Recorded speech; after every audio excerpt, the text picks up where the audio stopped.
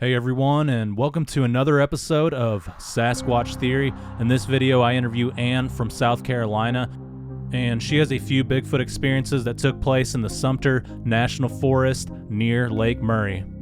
Ann and her friends were floating that day and camping on the river, and they were actually on Stevens Creek, and I think it pours into Turkey Creek. Ann also had a cryptid eye sighting encounter with a creature known as Lizard Man. And I know you guys are going to laugh or shut this off, but that's a thing in South Carolina. There's a lot of swamp areas, and these things are reported. I don't know what they are, but people are seeing them. I think it's very important to listen to these types of interviews in order to obtain a better idea of the cryptid and Bigfoot phenomenon. If you guys can, please like, comment, and subscribe to the channel. And if you have a cryptid or Bigfoot encounter that you would like to share with me here on Sasquatch Theory, please contact me sometime at sasquatchtheory@outlook.com. All right, let's dive into our next Bigfoot interview from South Carolina.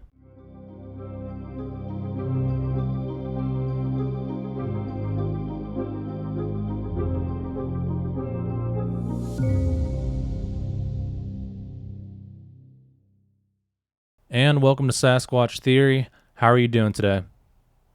I'm doing good. Thank you very much. Yeah, it's a pleasure to have you on the show. And you're from South Carolina. If you would, tell me a little bit about yourself and your Bigfoot encounters and experiences from the very beginning, please. Yes, I live on Lake Murray and right out of Columbia, South Carolina, in on the Lexington side of Lake Murray. And I've had some things happen here, but this was totally unusual for me. We had had gotten permits to go into this Sumter National Forest and a kayaking trip. We had 12 with us, and that's how it all began. We had set ourselves. We had a camping trip. Only 5 were camping, and the rest were taking out about 5 or 6 miles in to the national forest on the Stevens Creek side. And we were going down all the way to where Stevens Creek verges into Turkey Creek, and then Turkey Creek goes on down into Modoc, South Carolina. And this was Edgefield County, South Carolina. And we put in the kayaks. Like I said, there were 12 of us that began the journey, and we went all the way down to a takeout, not maybe 5 miles from us. And most of the people, except for the original 5 that were going to camp out that night, got out, and we helped pull their kayaks out, and they went on home.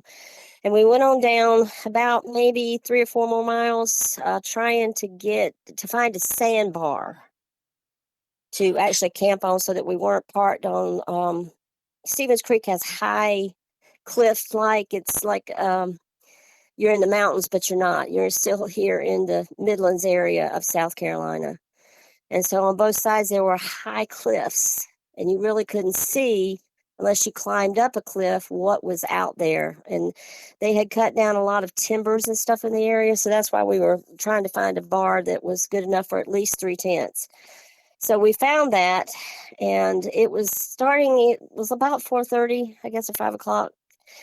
And so we found that place, and we kind of settled in there, and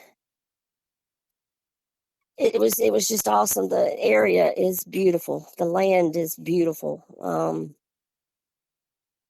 But that's where I am. I live in the area about maybe 45 minutes from Edgefield County. So it's interesting that all this happens, and you don't really think about it, or you don't really know it. So we were there, and we found this sandbar. And just before that, we had found a sandbar to rest and to get a bite to eat and get some water. And it wasn't big enough to actually put tents up and have a campfire, so we kept going. But on that sandbar, I found a white crystal arrowhead. And I thought that was unique. And I found another rock that looked like it it was like 4 different colors. I couldn't tell what it was, but it was beautiful. It was really kind of polished up by the creek and everything. So I put it in my kayak and brought it with us on the journey.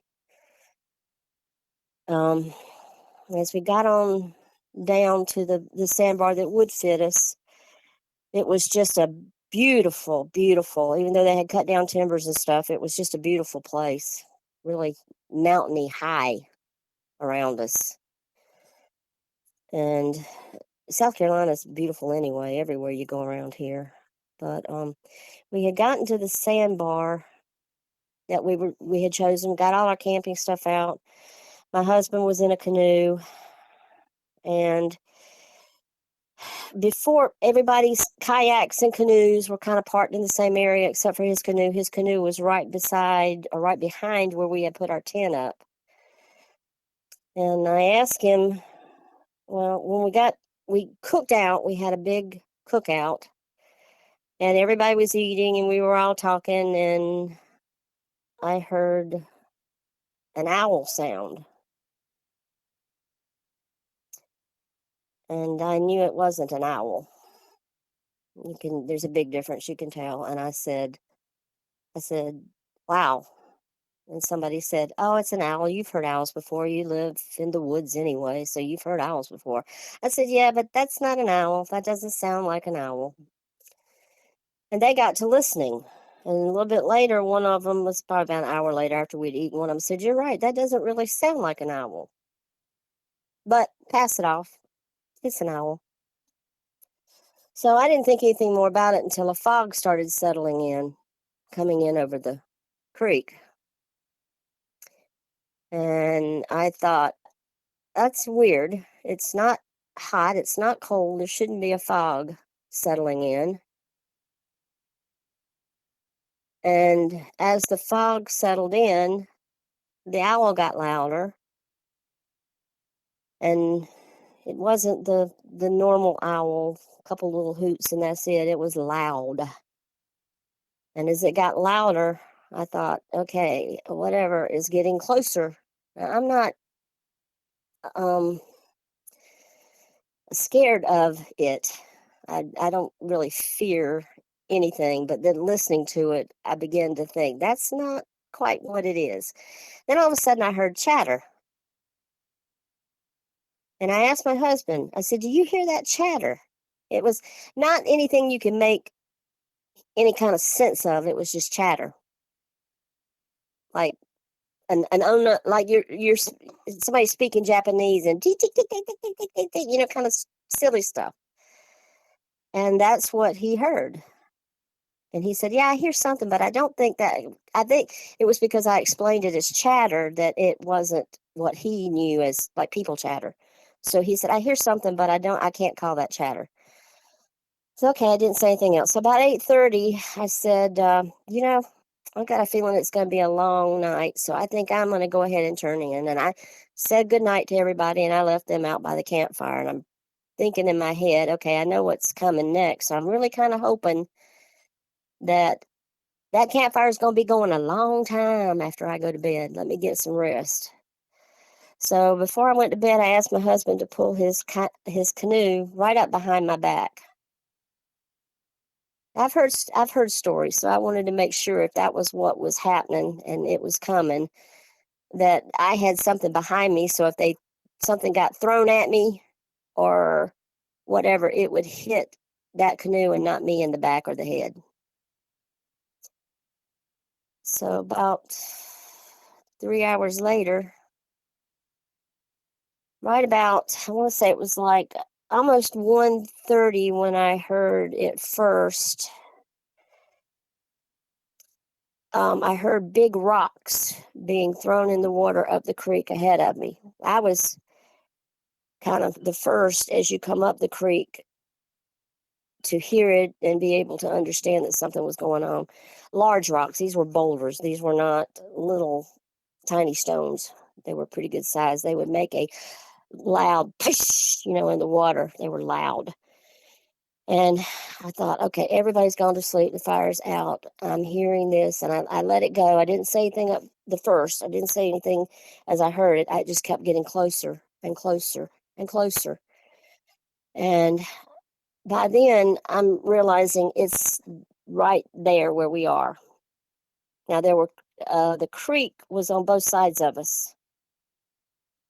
And before we came into the forest, I said, now this is a national forest, and I'm kind of a sensitive person. I feel things and see things sometimes that others don't see or hear or anything. And I said, I didn't want to come. I really didn't want to come, but I have turned down 3 or 4 other trips with him to actually camp because I knew it was going to happen. Because I don't know that I pick up on it or the supernatural picks up on me. I'm betting that's the one. But as it began to happen, I said, okay, here we go. I'm laying there and I'm wide awake, and I think I'm just going to pray. Just going to start praying.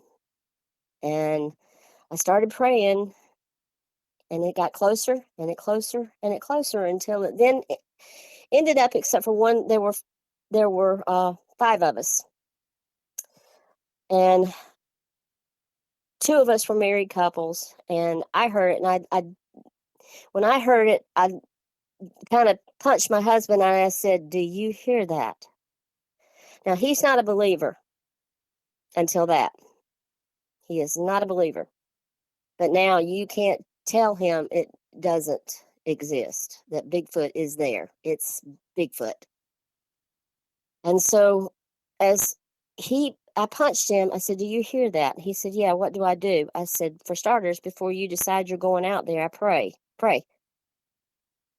And he said, "Okay." So they got their flashlights. The other gentleman on the other end of the other lady that was there with us. He's he's a Marine. He's something with the Marines. Like, I don't want to say a special service or something, but he's kind of up there in the Marines. And he heard it, and he came out with his flashlight first. And he's shooting the hills, and he's shooting everywhere with the flashlight, and you couldn't see anything, but you could hear the rocks still coming down. And you could see the splashes right there around us. And they got the flashlights, and they shone them all for a while. For about an hour, they stood out there with flashlights, and several of those rocks actually did reach the canoe that was behind my head. And we just watched carefully until about 3 o'clock in the morning. If there had been any way that we could have seen to get out of there, out of the creek and down the rapids to get home, we probably would have come out that night, but we didn't. And it was okay because we made it through it. And it was very interesting. There was a lot of limbs in the water, which weren't there before we went to bed. A lot of other things that were in the water that I hadn't seen that night before we went to sleep, because the creek was really clean where we were. And that morning, the Marine guy I was telling you about, he came out and he said, "What was that?" I have never in my life heard anybody throwing rocks at people in the middle of the night. And there was, in the Sumter National Forest where we were, there's a bike trails and hiking trails, and people stay in there with tents and things all the time. So that's not, you wouldn't think that was that big of a deal, but I've never heard any stories about seeing anything there in this part of the forest in Edgefield County. And it was interesting that the next day, I told him, I said, "You're going to have to do a deep dive on that." I knew what it was. I felt like in my heart, I had the explanation. I didn't need anybody else to tell me. We had a Bigfoot encounter. No way they were going to tell me I didn't have that. It didn't happen. My husband either. And he wasn't a believer, but he came out a believer. Yeah, that is So, very interesting. Is that the main encounter right there, or did you end up seeing one? no, I did not see one. Later, as we got back, I felt like I probably could have, and that's going to sound weird. I think I probably could have spoke like actually spoke out when the rocks started, and I probably would have seen one. But it was just so much going on. Now I have felt the presence many times before, even here where I am in my home. I know they're here. I know they are, and to me, this is all a part of the revealing, so to speak, that God's not holding anything back from us. He's going to show us everything. All the truths are going to be truths. We're not going to have any questions. And I believe in my heart that there's something more that he wanted us to experience that night, even though it didn't happen. I don't fear it. I think I'm supposed to go back. And now I'm trying to figure out kind of when and what am I supposed to do. And I guess that was a big part about telling something. Yeah, absolutely. I've definitely, in other times of my life, have seen like areas where I know they've been. I mean, I just pick up on that like right away. And to me, it's like somebody's constantly watching you, Yeah, even though you don't see anything. You know it's there. I know the feeling. And the Sumter National Forest, it spreads out throughout South Carolina. Is that correct? It does. It goes even up toward the mountains, up toward Greenville area, Anderson, up even further. And we've got 2 more camping trips. Got one this next weekend on the Saluda River, and we've got one coming up June 21st through the 23rd on the Chattooga River. I was going to say the Chattahoochee, but it's the Chattooga River. So I honestly can't wait. I want to see what happens there. Yeah, it's a huge forest, and it's similar to the Mark Twain National Forest here in Missouri, and it's kind of spread out throughout the state. And I went to an area, I think it's called the Stump House Tunnel in the Sumter Right, Forest, and it's past Walhalla. And there's a lot right. of woods out there. It's a neat area, and like you said, there's a bunch of cliffs, steep hills, and a lot of fresh water. Yeah, I didn't realize. I guess when that happened, I came back and I began to kind of watch more of people telling you what their experiences were and actually listening. And I thought that's crazy because I've been around this all my life and not and to never really put it together until this experience was crazy. But I really think that had to happen because when I've said things before about did you see this rock, or I picked up things that actually had a vibration to me, then somebody would say, "Oh, you're crazy. That's not true. They don't exist. That's just okay. Well, you experience that and tell me they don't exist. Who can explain something in the middle of the night throwing rocks at you?" And it wasn't just one, because there was chatter. I would guess that there was probably 5. Yeah, and what did the The- chatter sound like? What did you hear? It's like almost like I said it. Seriously, it's like and but the others answering would come back with almost something that you couldn't understand either, but you could hear them chattering back with a different tone. And so that's why I was listening close enough to get how many voices were chattering. They weren't the same voices, which is where I said there had to be at least 5. Okay, so it sounded like there was a clan of them bickering back and forth. Yes, yes. And I've heard after that there's we came to it but didn't get out on it, and I intend to do that next trip we take, on a daytime trip, not a nighttime. But we come out when you come out the Stevens Creek to Turkey Creek. There's an island that kind of starts the part where the 2 creeks meet, and they say, I've heard other people say that they live on that island, that there's a whole tribe. And we were only maybe a mile from that area when all this started happening. Okay. And how close is Turkey Creek and Stephen Creek to Lake Murray? It's about 45 minutes from here. Okay, so that's fairly close. Do you feel like the Yeah. activity maybe had something to do with you picking up that crystal rock or the arrowhead?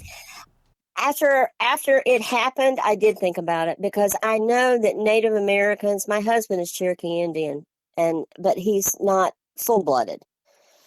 But I even wondered where he said, no, it's you. I asked, do you feel like anything? Do you have a feeling? Are you getting anything? Because you're Native American. I'm not. But he said, no, I didn't get what you were getting. He said, if you hadn't said that, it would have been like you didn't get it either. But even when you said you were going to bed early, it was like, uh-oh, she's leaving. So it could have been, but I thought that was really interesting. It was almost like, because I was telling people how you find arrowheads, because we found them here on our property here at the lake. And I've had people tell me that that's like a spiritual thing happening when you pick them up, when you find them like that. And we were out in the middle of nowhere. And I just was telling somebody the story about finding arrowheads out here. And I said, this area looks like Native American territory, like you'd find one. And I looked down and there was one seriously at my foot. That was weird. Yeah, that is amazing. And also in my areas off the Merrimack River here in Missouri, I was finding arrowheads and I started having paranormal experiences afterwards, cryptid encounters, and UFOs, aliens, that whole sort of deal. So I don't know if there's a connection, but it makes me wonder because you hear a lot of people talk about picking up arrowheads and how they can follow you home, these spirits or Right. whatever it is. But it's really hard to say, but it is fascinating that you picked that up and you had activity that night. Everybody that was with us was like really looking at me like they almost, it's kind of funny. They almost like don't want to go camping with me again because they're waiting on something else to happen. Now, I want to go camping again, and I'm not leery about it this time because I want something to happen.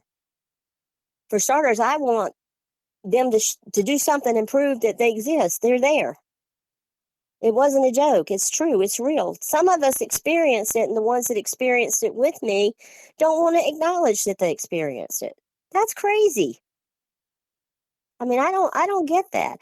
When you are able to experience something, and I don't know if your experiences were good or bad that you said you had later. I don't look at any of mine bad. If I think they're not going to be good or something like may lead into not being good, I put a stop to it in Jesus' name. But if it's not bad, that it's not really hurting me and it's not scaring me and it's not, bothering me, I let it go for curiosity. I want to see, I want to hear, I want to know. The UFO, uh, there's a place here on really close to my property that nobody has built on yet. And there's a place where rocks and stuff are, and the limbs, like I've seen you talk about the limbs in weird ways and uprooted, and like a tornado went through and it didn't, and stuff like that. And I know they're there. I know they're there. I feel it. My husband and I went and walked in that the other day, and I said, no, they're here. I feel it. I don't see, but I feel it. Yeah. And it's where it might have scared me before, it's really not scaring me now. I don't know if I'm gonna go back at night, like really late at night. I don't know that yet, but I probably will because now it's like a curiosity. It gets you. You gotta figure it out. That's like, I hear so many people talk about lizard man. My grandparents lived down in Marlborough County, right past the PD area. I believe lizard man's real. I believe I saw him one time in that area, standing on the bank. Yeah, tell me about that. My girlfriend, she's from South Carolina and she talks about lizard man all the time in the swamps. If you would run through that encounter. We were.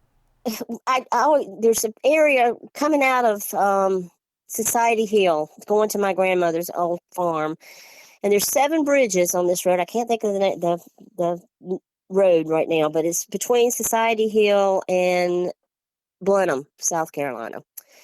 And there's 7 bridges on this road. It's where the kid that had the car issue had to stop to change his tire. It's on that road. The one that first saw him, supposedly, the black kid that first saw him and was talking about how he came out of the woods there in that area. Well, I had said that one time when I was little or smaller than I am now. But anyway, I said, I believe that. I believe that's true. I just want to see one time. And about that time I said that, I remember seeing him standing on the bank on the PD River. It was just a real, like, I want to see and saw. And I told my mom, and my mom turned around and she went back and couldn't see anything, couldn't, really find anything. But there was a ramp there too where boats put in off this certain bridge. Couldn't see anything. She couldn't see anything. And I could feel that too. I knew he was there. I knew it was there. But I tell you, he looks every bit of what I've heard. Lizard. He looks like a lizard. Long tail. Okay. Green. Yeah. If you would describe the features about how tall is the creature and anything else you can think of, like what color are the eyes? Does it have like a snout? What can you compare the head to? The face was kind of not like a long snout, a short snout, like a nose almost, like a person that has like a long nose, but not a huge nose. You know what I'm talking about? Just like a normal, well, a little bit longer than normal, like nose.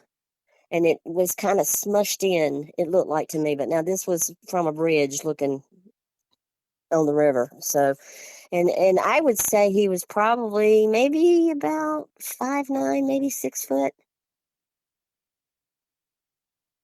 All green. I mean, well, lizard-like with scales. And you know how you see those, I won't say cartoon because that's what I associated looking at it, the way it looked, that had a long tail, but that tail was kind of like a cartoon where you see like a kangaroo or something bouncing on its tail. This tail, you could tell, was a strong tail. Like it wasn't just like a dog skinny tail or something. It was like a strong tail, like a lab would have with a strong tail because they use it for swimming. That's what it looked like. Yeah. And you're positive you encountered this creature? It wasn't just like, maybe I saw it. Are you for sure you saw it? No, I was for sure I saw it. I was just for sure enough that my mom believed I did, and she stopped to look. Never saw it again, never heard of it again until that kid's story came out. Okay. And when I heard the kid's story, I said, that's not hard to believe. Yeah, not hard to believe. There's been several people that have seen them in South Carolina, and who knows how many people really have and just aren't talking about it. What area of South Carolina was this in again? It was between Society Hill. Society Hill's not too far from here either. Maybe 2 hours. Like headed. I know you're not familiar with this area. It's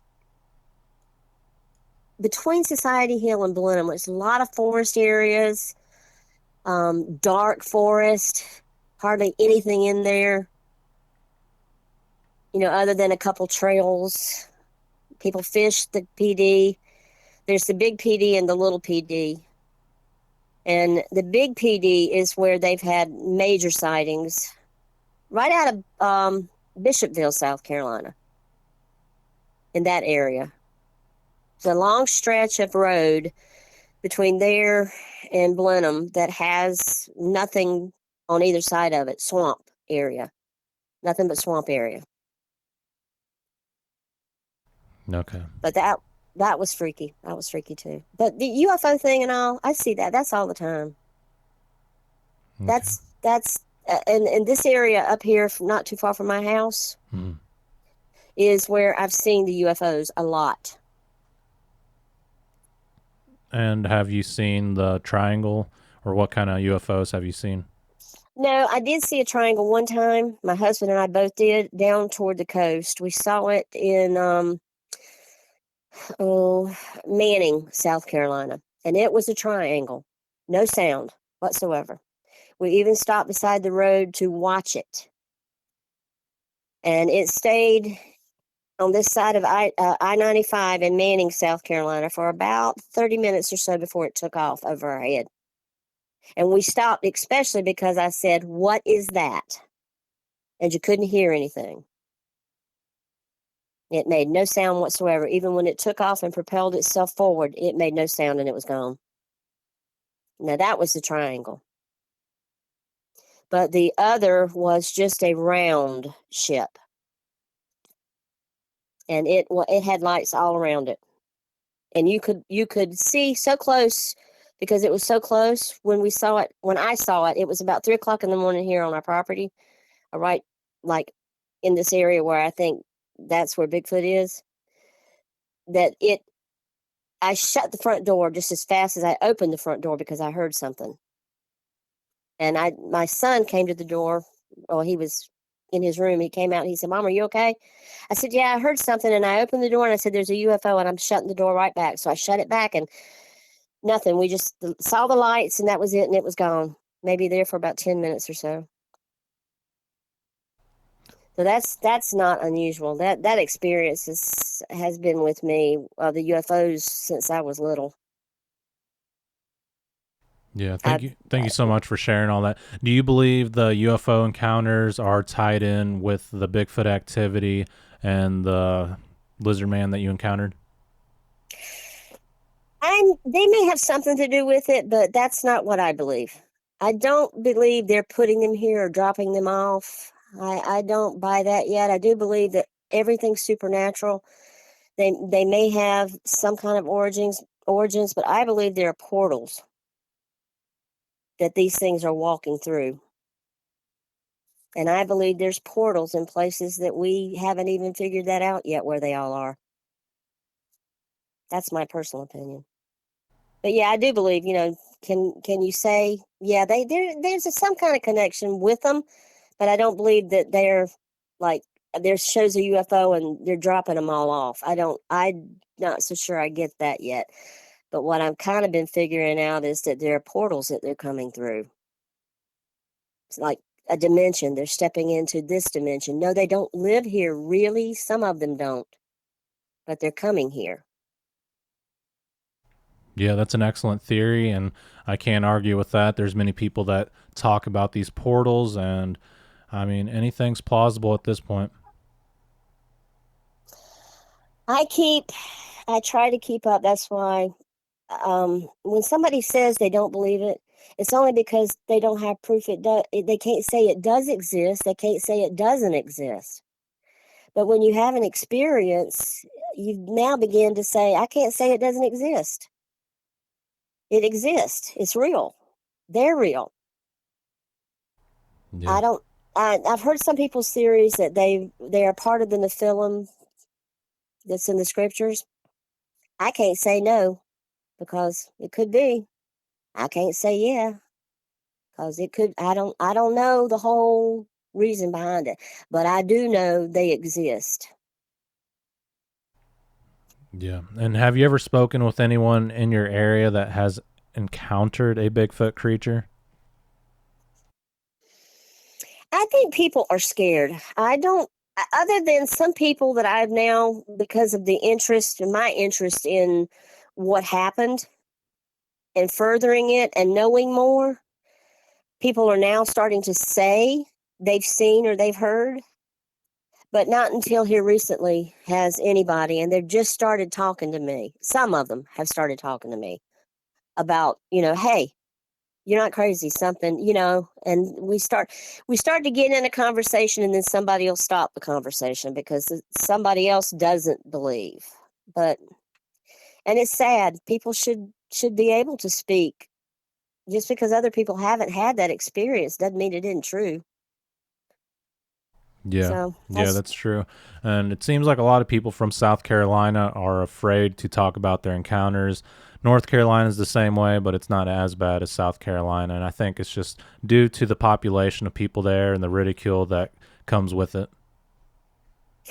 It's a lot of ridicule.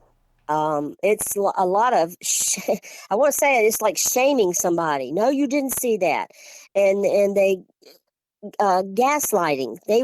I've had more of that the past couple of weeks since I came back with my story, and I made myself a shirt because I wanted people to ask me. I wanted them to know something happened and it's real.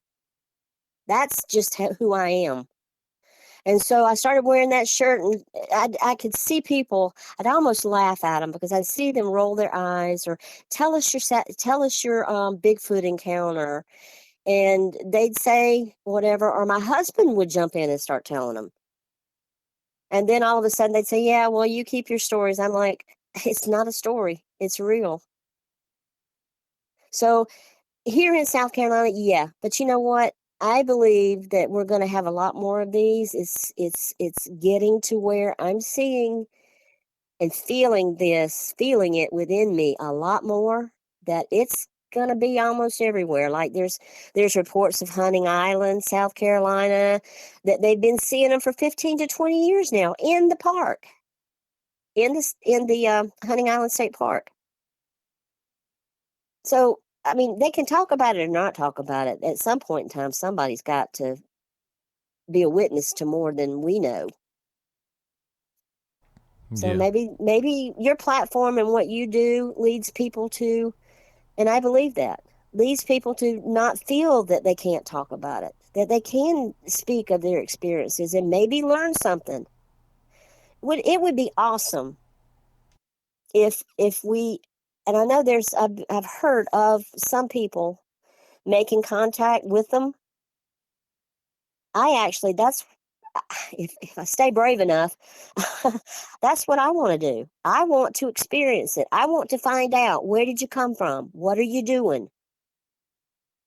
What is about you? Please, I want to know. And I've heard that they use mental telepathy, that they can understand us. And so sometimes when I'm out there, even here around my house, I talk. In my head, I talk. And I can't say they're not hearing me. Yeah, it seems like they have knowing, and for example, a lot of people claim that whenever you have a camera or a firearm on you, they know and they won't come out. But it's difficult to say, but they are super intelligent. It seems like they know things that are just impossible to know. You know, that night then we were in the forest camping, my husband and this gentleman I told you about, which was an ex-Marine, they went out with their firearms first. And the first thing I remember going through my head was, put the firearm behind your back, use the flashlight. I had never heard that before, but I heard it. Yeah. They don't like guns. That's what I got that night. I got that they do not like guns. They're not. I'm not getting that they're there to harm you. They just want to be. Yeah, maybe And at that's why some they point, were chattering back and forth, was because of the firearms. And I wonder if Ron Moorhead had a firearm on him whenever he recorded the Sierra sounds. I don't know. I don't know that I might have listened to that the other night. I'm not sure, but it will give you a curiosity. Now I have that curiosity that I want to know more. I want to. I don't want to say study them, but if there is some reason that I can hear them, which I was beginning to think that was happening the other night, then I want to do more. I want to know more. Like, I don't believe some of them probably could be mean, and I've heard they eat people. I don't know for sure. I'm not going to say that, but I'm not getting that with everything I've heard or saw. So maybe they're just like people. There's a good side and a bad side. Two different people, two different tribes, or different. I don't know. But the Native Americans have talked about them for years. Why are we not to believe? Yeah. Yeah, I agree. And do you plan on going back to this area to camp and do more research? Believe it or not, I do because when I realized that something was watching us, I asked the gentleman that was the Marine. I said, "You know what? You need to go up on that hill and see what you see around us." And he climbed the hill. It was a steep hill. I think I sent you some things that actually show how steep it was there. But he went up the hill and he took a picture like a drone would do of where the kayaks were and where we were on the beach there, the little sandbar. And it's a really tall, but he said he couldn't see because I was already asking, did you see print? Any kind of footprints anywhere? No, he said he didn't, but there was a lot of wild boar, like a trail of wild boar. They follow the wild boar. I don't know why, but they do. Yeah, so there's hogs, wild hogs in South Carolina. Uh, yes, a lot of them. In fact, we were coming home the other day and I thought it was a dog in the road and I pulled over and I was going to pull it off the road with my Jeep. And I'm looking at it and I said, that's a hog. It was a wild hog. Yeah. And I didn't even know we had them this close, in because we have a lot of, the lake has gotten so grown up that there's a lot of city people have moved out this way now.